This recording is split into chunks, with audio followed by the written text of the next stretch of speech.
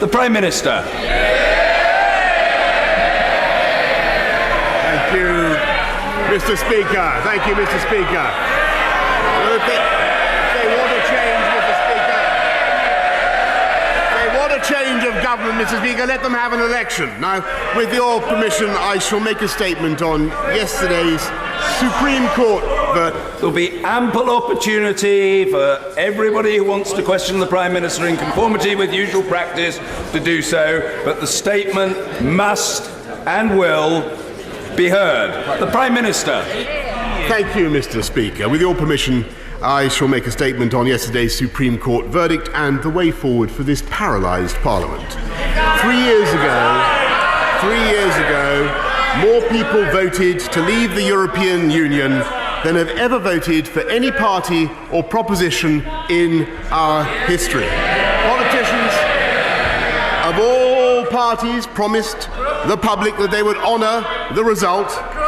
Sadly, many have since done all they could to abandon those promises and to overturn that democratic vote. And after 3 years of dither and delay that left this country at risk of being locked forever in the orbit of the EU, this government that I lead has been trying truly to get us out. And most people, indeed most supporters of the party opposite, regardless of how they voted 3 years ago, think the referendum must be respected.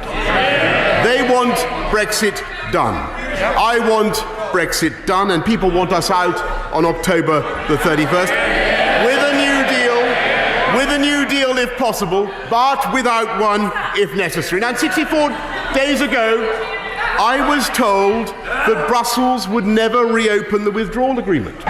We are now discussing a reopened withdrawal agreement in the negotiations. I was told that Brussels would never consider alternatives to the backstop, the trap that keeps the UK effectively in the EU but with no say. We're now discussing those alternatives in the negotiations. I was told Brussels would never consider arrangements that were not permanent. We're now discussing in the negotiations an arrangement that works on the principle of consent and is not permanent. I was told there was no chance of a new deal, but we are discussing a new deal. And this is in spite of the best efforts of the party opposite and this Parliament to wreck our negotiations by their attempts to take no deal off the table. The truth is that the majority in this Parliament, the majority opposite, are opposed to the so-called no deal. This Parliament does not want Brexit to happen at all. And many of those who voted for the Surrender Act a few weeks ago said then that their intention was to stop a no-deal Brexit. They have said every day since that Parliament must vote against any deal at all. I think the people of this country can see very clearly what is going on. The people at home know that this... Order! Order! People are gesticulating wildly. I can scarcely hear the Prime Minister myself, and I wish to hear the statement, as other colleagues should also do. The Prime Minister... The people of this country can see perfectly clearly what is going on. They know that Parliament does not want to honour its promises to respect the referendum. The people at home know that this Parliament will keep delaying, it will keep sabotaging the negotiations because they don't want a deal. Mr. Speaker, the truth is that members opposite are living in a fantasy world. They really imagine that somehow they are going to cancel. This is what they want to do. They're going to cancel the first referendum. They're going to legislate for a second referendum. And Parliament will promise that this time, perhaps not the lady opposite, but Parliament will promise that this time it really, really will respect that vote. And they think that the public will therefore vote to remain, and everybody will forget the last few years. Mr. Speaker, I have to say I think that is an extraordinary delusion and a fantasy even greater than the communist fantasies peddled by the Leader of the Opposition. It It will not happen. The public don't want another referendum. What they want and what they demand is that we honour the promise we made to the voters to respect the first referendum. And they also want us to move on, to put Brexit behind us and focus on the NHS, on violent crime, and on cutting the cost of living. And that is why I brought forward a Queen's speech. This government intends to present a programme for life after Brexit. But some members of this House could not stand that either. Instead of facing the voters, the opposition turned tail and fled from an election. Instead of deciding to let the voters decide, they ran to the courts instead. And despite the fact that I followed the exact same process as my predecessors in calling a Queen's speech, the Supreme Court was asked to intervene in this process for the first time ever, and it is absolutely no disrespect to the judiciary to say I think the court was wrong to pronounce on what is essentially a political question at a time.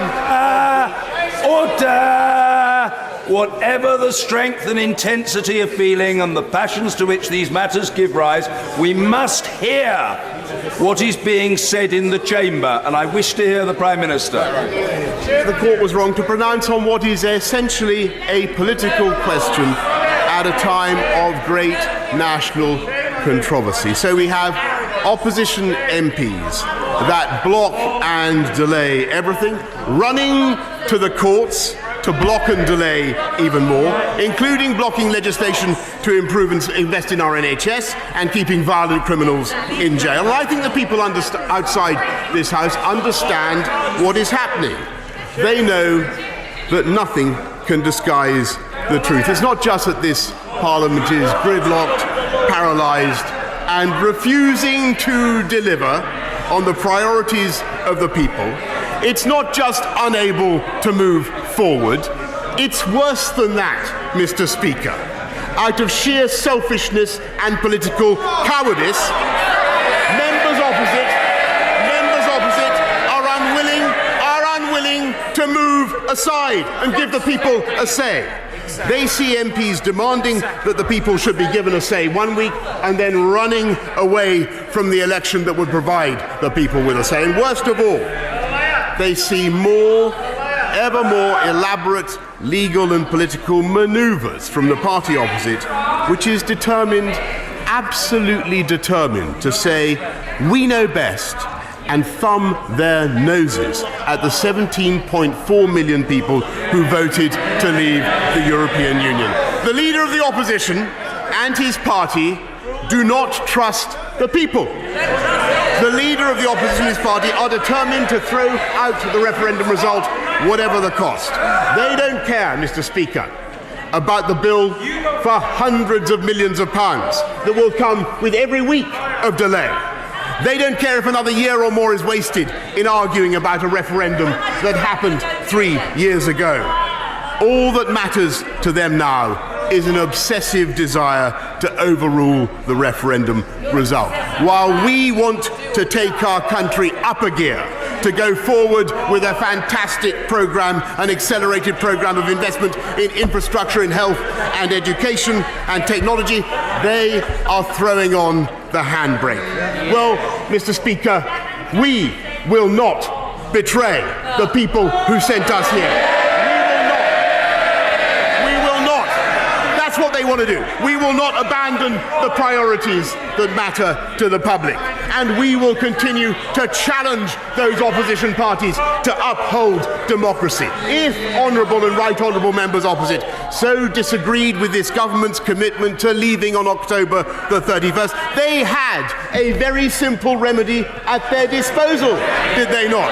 They could have voted for a general election. I have to confess, Mr. Speaker, that I was a little shocked to discover that the party whose members stood up in Brighton this week and repeatedly and in the most strident terms demanded an election, I heard them, is the very same party whose members already twice this month, not once but twice refused to allow the people to decide on their next government. For 2 years, they have demanded an election, but twice they have voted against it.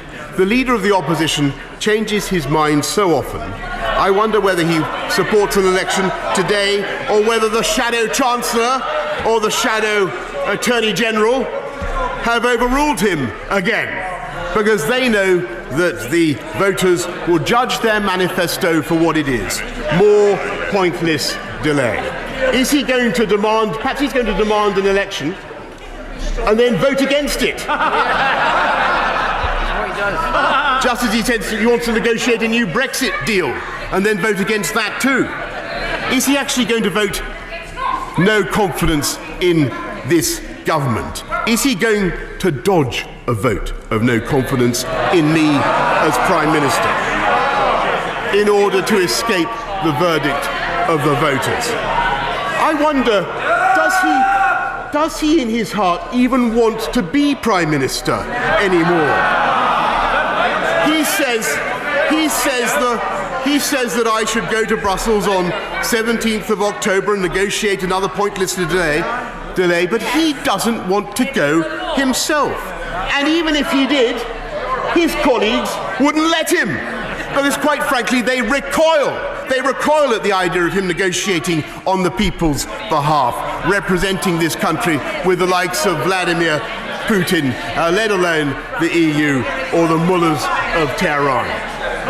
Or is it perhaps that he wants a conservative government? It would be a curious state of affairs indeed if Her Majesty's loyal opposition had every faith in the government of the day. So if in fact the party opposite does not have confidence in the government, they will have a chance to prove it. They have until the House rises. Listen. I think they should listen to this, Mr. Speaker.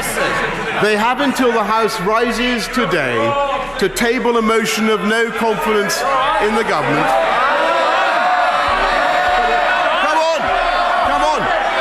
Come on then. And we can have that vote tomorrow. Or if any of the other parties, the smaller parties, fancy a go, they can table that motion and we'll give you the time for a vote. Will they have the courage to act, or will they refuse to take responsibility and do nothing but dither and delay? Why wouldn't they? What are they scared of, Mr. Speaker? Mr. Speaker, it is now well over. If that's what you're scared of, then have an election. Order. I appeal to the House to have some regard to how our proceedings are viewed by people watching them in the country at large. Order! Let the remainder of the statement be heard. I'm grateful for the Prime Minister's exhortation, but I don't require it. I'm perfectly content. What I want to hear is the rest of the statement and then questioning on it. The Prime Minister. Mr. Speaker, Mr. Speaker, thank you. And as I commend this statement to the House, I say it is time to get Brexit done. Get Brexit done so we respect the referendum. Get Brexit done so we can move on to deal with the people's priorities, the NHS, the cost of living. Let's get Brexit done so we can start to reunite this country after the divisions of the referendum, rather than having another one. It's time for this Parliament finally to take responsibility for its decisions. We decided to call that referendum. We promised time and again to respect it. I think the people of this country have had enough of it. This Parliament must either stand aside and let this government get Brexit done, or bring a vote of confidence and finally face the day of reckoning with the voters. And I commend this statement to the House.